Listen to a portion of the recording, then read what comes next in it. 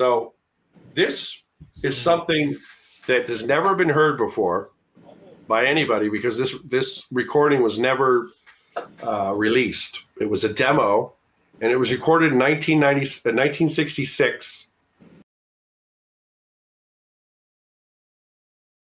And if you think 1966 Zodiac, one of the most famous Zodiac killings was the Riverside librarian woman who was murdered. Her throat was cut from ear to ear. She was found in an alley right next to it, and that's something they've tied to the Zodiac, the letters that he sent later. And so this trio of Zodiac that I'm trying to show were the Zodiac killers based on Mae Brussell, based on these other people's naming of Robert Linkletter. At 4 a.m, they got together at Gold Star Studios down in Southern California, which are one of the most famous recording studios of all time. Everybody from the Beatles to Cher, you name it, including Charles Manson. This is where Charles Manson also recorded his album. 4 a.m, they spend a few $1,000s to get musicians in, and they record this song that you're about to hear. And we're only going to play the last 30 seconds of it because, I don't want to give away what the song is. But in this last 30 seconds, you're going to hear Robert Linkletter, who's talking to a woman who just told him that he needs to, he's telling him what a jerk he is, what a loser, but he needs to get out of there because her boyfriend's due in a few minutes. And once he hears that there's a boyfriend, he holds her tight, grabs her golden curls, and then he cuts her throat from ear to ear because he's Jack the Ripper, you see. You listen to his voice and you listen to the cackle of the laugh, and I think it's pretty chilling. So go ahead. It's your daughter. That's my boyfriend. He's due at 4. Boyfriend? Boyfriend? Say, grab my little golden curls and cut her tenderly. Then I cut her throat from ear to ear. I'm Jack the Ripper, you see.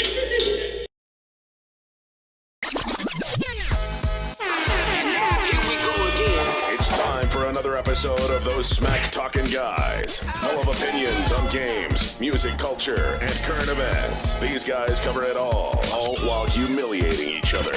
This is Generation Flip. Don't forget, make sure to drop a like and subscribe. And now, crapping it up, here's your hosts. What's going on, guys? Thanks for tuning in. We've got a great show. Highly requested. Return of the Mac. Mr. Peter HEITMANN is back in town. Don't forget, my boy is in Hawaii, Mr. Big Brown. I'm the big kahuna today, baby. I'm the Look big at you. kahuna. The Big Cahoon. The big kahuna. How's that Hey, what's vacation going on, out there, everybody? man? I'm excited. We got my boy Pete back in here. Hey, I'll tell you, let's finish off where we left off last time we were here. I was a little dauber. My dauber was a little down here in Hawaii, and it didn't last long. You can't keep a good man down. That's right. You can't cage a beast. That's right. I better be careful when they come knocking on my door. FBI, open up! Although I do have to check in every day. They send me a text that says, check in, where are you at, and what's your the address. Say what? So I do. I check in every day. I do what I'm told. On a better note, got my boy Peter HEITMANN, man. We got to get back into this Zodiac. We had a lot of people talking about it. We will definitely like to welcome him back into the show. So let's welcome him back to the show. Peter HEITMANN. What's going on, buddy? How are you? Good to be back. Good to see everybody. You were highly requested, bro. So I'm glad you're back. We want to get into, I guess, the Zodiac. We talked about it behind closed doors. Interesting stuff you got going behind that, man. Absolutely. No doubt it's on a lot of people's minds. It has been since it happened. It scared a lot of people. I mean, it really has. It's changed a lot of people's lives. And, I did a little more research on it, and I looked at it, and I was like, this is pretty crazy. All up and down the Bay Area into Southern Cal, tied to Manson, tied to Sirhan, tied to all these people. And, when I did the research on it, I was looking at a lot of things and how did it start? Where did it come from? And one of the names that was brought up or that I kept seeing Sure. was Mae Brussell. Okay. So Peter, enlightened me, Mae Brussell. Sure. And that's interesting you bring that up because that's how I initially got started on the subject of Robert Linkletter and his associates being what we would call the Zodiac killer. Mae Brussell was a conspiracy, she's called a conspiracy theorist, but at the time she was offering information.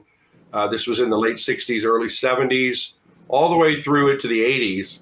She had a radio show every Sunday down in Monterey where she would come on and talk about things that nobody else was talking about.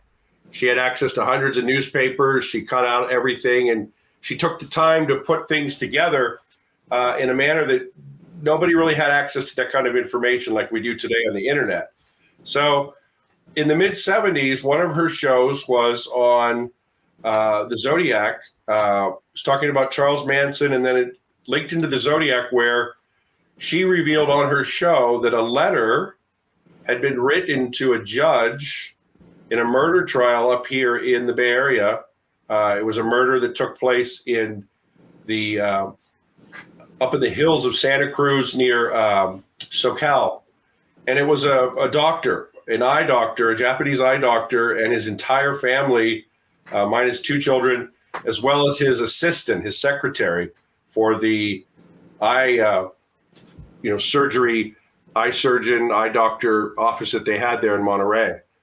John Frazier, 24, killed a family execution style on a divine mission to stop pollution. He chose this expensive house because it was built on a mountainside. It belonged to Dr. Victor Otha, famous eye surgeon and humanitarian. Frazier's note said, World War III, anyone destroying the environment will suffer the penalty of death. When arrested, he had shaved the left side of his head, hair, beard, eyebrow.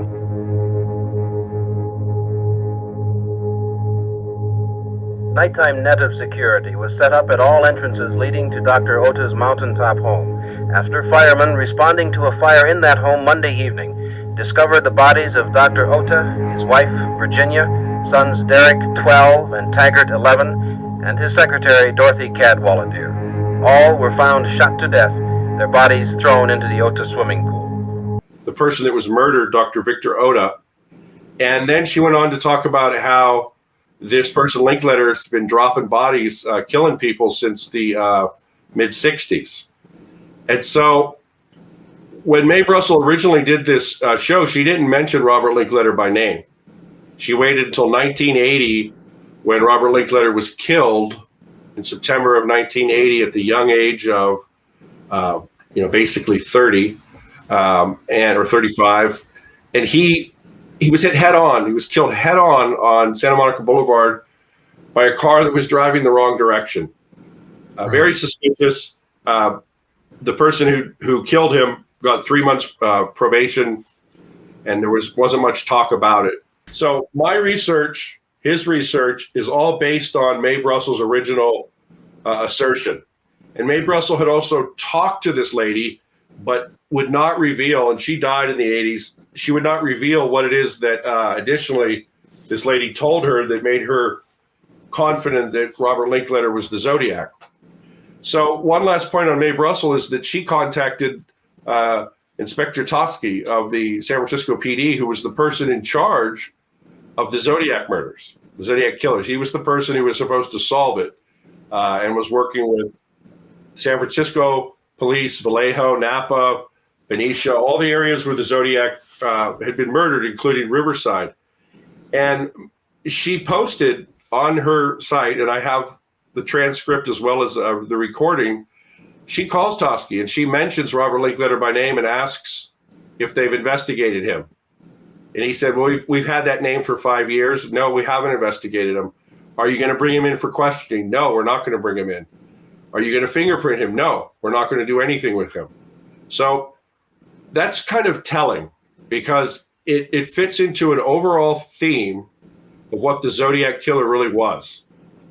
The Zodiac killings were not about, they started as murders, but later in 68, 69, 70, they became basically a counterintelligence operation, just like the Charles Manson murders.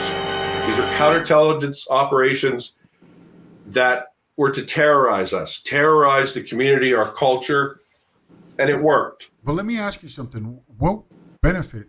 What would benefit from that? So, Robert's father, Art Linkletter, was one of the key individuals who was against hippies, drugs, long hairs, anybody who opposed the Vietnam War. Robert Linkletter was also. Anybody who supported, protesting, had long hair, was having sex out of wedlock, using drugs, they considered these people as what the problem was in this country. And Art Linkletter was the drug czar of this country in 1969, at the height of all these murders, these investigations. And he became Richard Nixon's drug czar because Robert Linkletter's sister, just 2 months after the Manson murders, was thrown out or jumped, depending on which version you take, from a 6th floor window and was killed instantly. They're also hovering in the background, and the individuals that were involved as the Zodiac killers, it's a trio, their lives touched within the intelligence community, within the music industry, within Hollywood, as well as within the mafia. So you had a lot of people who had a vested interest in making sure that the whole summer of love, the whole hippie movement, the whole free love came to an end. And the Manson murders changed everything, because people no longer would pick people up hitchhiking. They were buying, alarms, getting dogs, buying guns. And the same thing happened with the Zodiac killers. Throughout the Bay Area, throughout California, mothers would not allow their daughters to go out late. People were afraid that anybody could be the Zodiac. And the letters that they continued to send in the ciphers were what terrorized everybody. The single biggest reason why this case has not been solved. And that's because everybody's has a suspect. There's, multiple websites out there that millions of people follow, and they each have their own suspect. And the authorities could never tie one individual to all the murders. Either the DNA didn't match, the voice didn't match, the picture they showed to somebody else didn't match.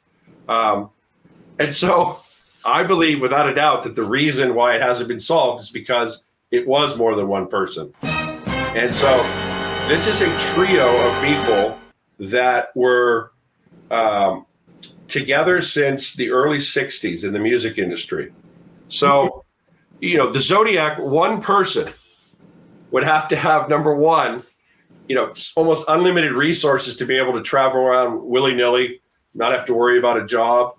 They would also have to be able to be where they're at any given time without anybody causing suspicion. And one of the reasons it was so easy for this trio to move around effortlessly throughout California to commit these murders was because they had recording studios in various places in California. So these guys were musicians. Yeah, they were musicians, and one of them was a record producer. One of them was the writer, one of them was the singer, and the third one was the producer who produced all the records and released them. This is the product, the Zodiac killing, the Manson killing, and a lot of what happened from 68 to 74 in California are all the product of the research, the mind control, the brain modification, all of the research that was being done here in, a lot of it in California, on prisoners, on people in mental hospitals, on people that were put into jail who ended up, being just people that had a rotating, like Charles Manson, a rotating prison door. And so what started all this is in the mid-60s when Reagan became governor of California. One of the first things that they worked on was releasing all of these mental patients from the hospitals. So let's say this. Peter, you feel very comfortable. You know who they are. Yes, yes, and I want to just be clear that Robert Linkletter, it's not me that is accusing him. It's Mae Brussel, Right. It's the lady from Woodland Hills named Marie Vigil, who was like in her 50s at the time, in the 70s, and it's this other gentleman who has dedicated a website to it. I built upon the research that they had done, because I analyzed these things, and I suddenly found, especially one of the other three, as being linked to the RFK assassination, directly by the FBI agent who was there. It turns out he was there at the Ambassador Theater that night, and it turns out that he gave a press conference. It also turns out that he admitted in the mid-2000s on a podcast during a break with a hot mic that he was a hypnotist, and that he was less than 6 feet from Sirhan in the pantry when the murder happened. So then you go and you research and you find that there were some of the top hypnotists in Los Angeles said absolutely yes, that this gentleman I'm calling the Zodiac, one of the three Zodiac suspects, came to him in '67 and brought a girl and wanted to learn everything there was about hypnosis. But he said that he couldn't be hypnotized because he knew too much. And what did he know? You know what he knew? Starting with the Kennedy assassination, the JFK, RFK, MLK, which is Martin Luther King, the Wallace shooting, he predicted publicly when all of these murders were going to happen, and the only one he was off by was by a week. And here's the kicker. A lot of people think that the Zodiac killer had to be somebody who was a newspaper reporter, because he had access to information that, long before somebody in the public would know. And he was able to correlate different things in different locations. Well, this gentleman we're talking about was a newspaper reporter also in 1969 for the Orange County Register. And I have footage of him asking a question in 1970 at the Zodiac press conference in San Francisco, when the Zodiac wrote a letter about a bus bomb. And he asked the question, do you think that the bus bomb letter is real? And so this same gentleman goes on, and I'm not going to go into too much detail, to create nearly every conspiracy theory that happened between 1970 and 2020. I will put the name up on my website, which will be up there probably within 10 days, zodiacbusdriver.com, which will lay out the backgrounds of all these people. But I want to be clear. I cannot prove that any of the three actually committed the murders. That can only be done through DNA, blood work, voice recognition, and photography. And so Manson's tied with Linkletter because the story goes that when the Tate murders happened, which was about 12:30 in the morning, that people called in about heard gunshots at 4 in the morning, not 12:30, 4 in the morning. They heard screams. And so what is conjectured is that two individuals came after the murders, but before the police knew about the murders, which was at 8:30 the next morning, was the first time they knew, and they moved the bodies around. They were the ones who wrote the word pig, but it may not have been pig. It may have been Pick, P-I-C, because one of the people involved there was a person named Pick Dawson. And so the story goes that the police, in all the evidence they found after the murders, they found a pair of glasses that they couldn't link to anybody. Was there any confessions? I mean, there was all kinds of strange things that happened. The way they broke the case was a woman who was in jail supposedly told one of her inmates that they committed all these Manson murders, and that's how the police, first got to it. And by this time, the person who actually would have done the murders, Tex Watson, he was gone. He was in Texas. And when this all broke, and when they tried to arrest Tex Watson and bring him back for extradition here, he was hidden away by his uncle, who was a sheriff, for almost a year before they extradited him to come back here. And so I don't want to get too confusing, but what's key in the Manson murders is that the two individuals who supposedly showed up and moved the bodies and rearranged the murder scene and the glasses fell were Robert Linkletter and a gentleman by the name of Reeve Whitson. Now, Reeve Whitson, it is on record in the trial transcripts. He called and let somebody who knew Polanski and Sharon Tate know about the murders 2 hours before the police did, at 6 a.m. in the morning. And then he disappeared, and he showed up at 8 o'clock that night, and he went to his father's house, and at his father's house was a police command set up. Well, why are they using his house for the police command? Not only that, but after the murders, Reeve Whitson and Sharon Tate's father, who was a colonel in the Army intelligence at the Presidio, no doubt, they became hippies afterwards, blended in, and tried to supposedly, quote, find out who the murderers were. But what they were really doing, and what the Tate murders were really about, was that when the Manson people got involved with these murders, Manson became a murder for hire person. So people would come to him and say, I want this person killed. Here's $5,000. He'd give $1,000 to one of his people, and they'd go out and commit the murders.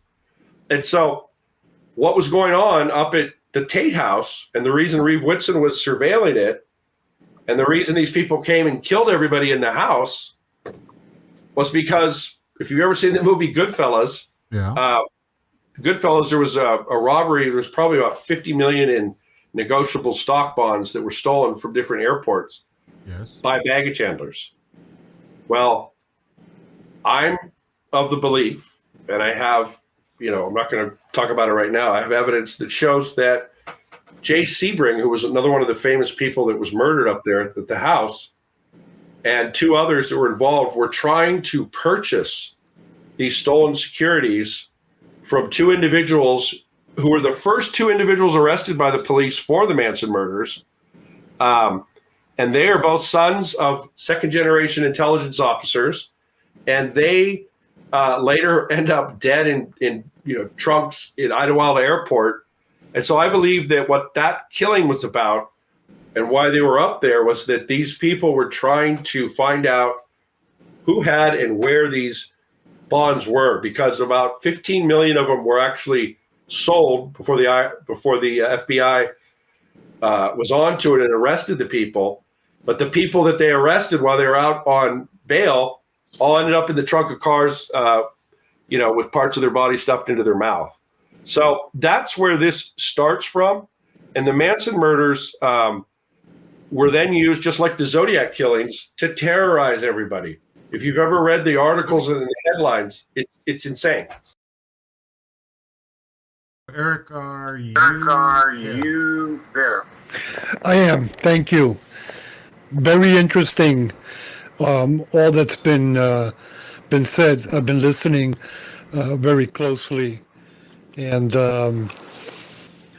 it's really remarkable that these things come up now. There's so much that was hidden in the past. When I was a kid, I learned that the CIA was pumping in some type of gas in the New York City subway systems. This was in the late 60s. And I found out about that a while back, and I found that disturbing. A lot of things that are happening, there is a lot of misinformation that is out there. So it's very hard to discern what is factual and what is not. And,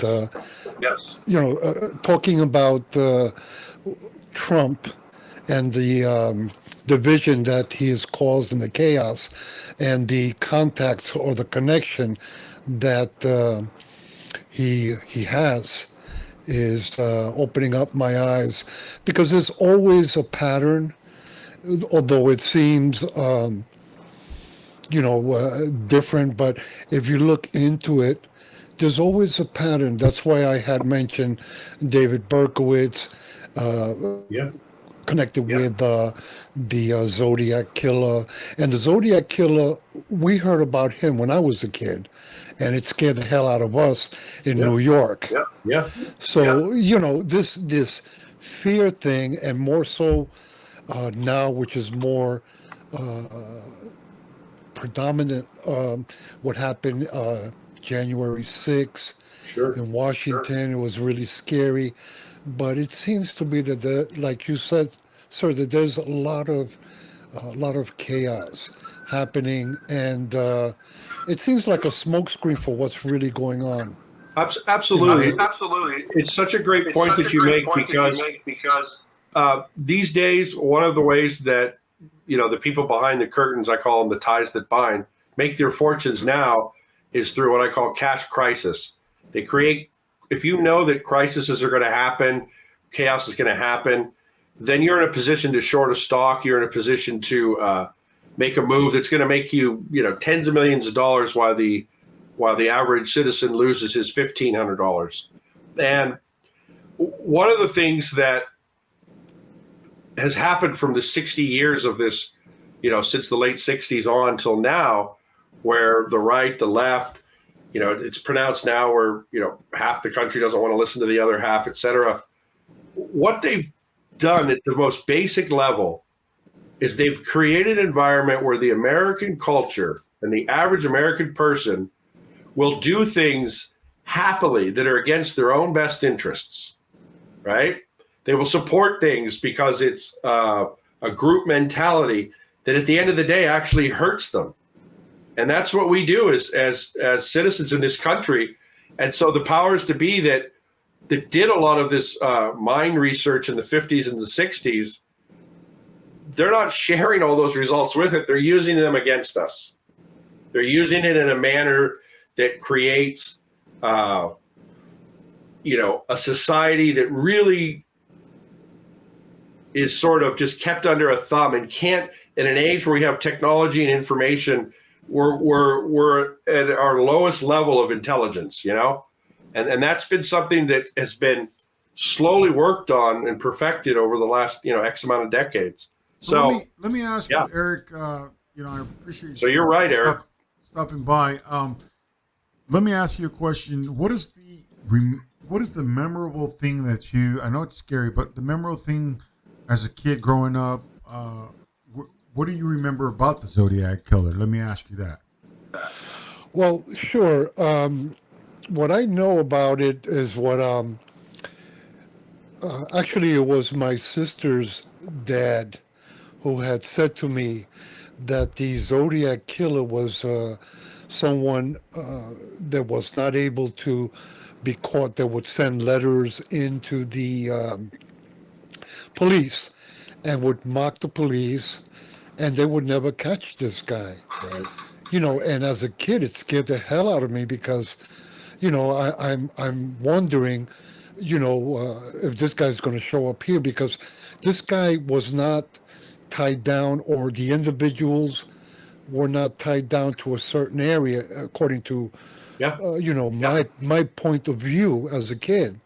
But it instilled a lot of fear in me, and so did the Son of Sam later on in the years. Not only to myself, but a lot of people, and I know people whose family members were killed by the 44 caliber killer. Wow. So yes, it's that one was close to home here. Right. So it's a lot of things that are happening. A lot of misinformation out there. Yeah. And when you have people that get together and are able to get together and talk about these things happening, they're not no more conspiracy theories. You have to listen to them with an open mind, and then it's up to you to, to search it out. But you can't stay back or comfortable with what information you get. You really got to go hunt. Yeah, but this is, if you want to get down.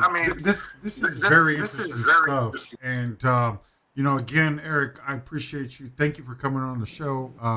Stopping by and taking a quick peek of what we got going on here. Appreciate it.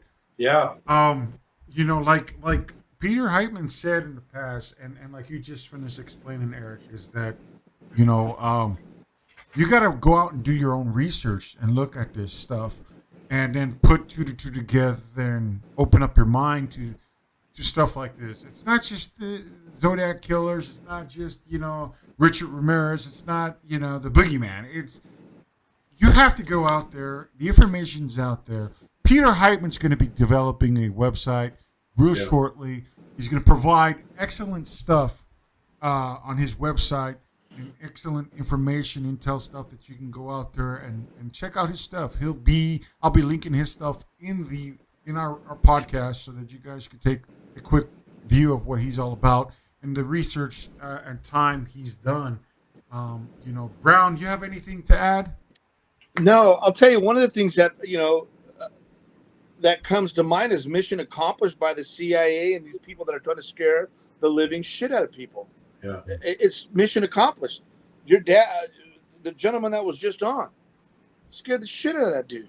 Well, you know what there's things. Yeah. You know, there's things out there that are designed to do that. You know, that's why, I mean, we've talked many times, Flip, there's some shit we don't need to know about. Right. Because people are going to go bonkers. Right. You know, Flip, there's a shortage in toilet paper. Everybody's going to go buy fucking toilet paper. That's how sheep are. Right. Right. And we have to decipher some of the shit. That's why one of the things when I was growing up, and I learned at a later age as I got older, I try not to worry about who. The only thing I really worry about is who signs my check and who I go to bed with. Right. And that's what gets me going through the day. Right. Okay. Because I can't control what other people are doing. I can control my world and I can control my surroundings. But that's like a bully in school when you're a kid. So you don't want to go that way. What I would say to you and to Eric is the following. Although the CIA knew for many decades, it was only recently that the scientific community has put out the fact that our subconscious controls our conscious mind 100% of the time. Exactly. And so once these are put into your subconscious, it's there. It's not going away. And so when you see something else, or you see a, you know, by the way, they just let Sirhan out. I don't know if you know that, about a month ago. No. They never let any of the Manson people out, but they let Sirhan out because it's been pretty much by Robert Kennedy Jr. and others pretty much proven that there's absolutely zero chance that Sirhan was the one who killed Robert Kennedy. He shot a gun and he shot 5 other people that were in that room, but the shots that killed Robert Kennedy came from 1 inch behind his right ear, and Sirhan never got closer than a few feet in front of him. Right. So, it's the same people.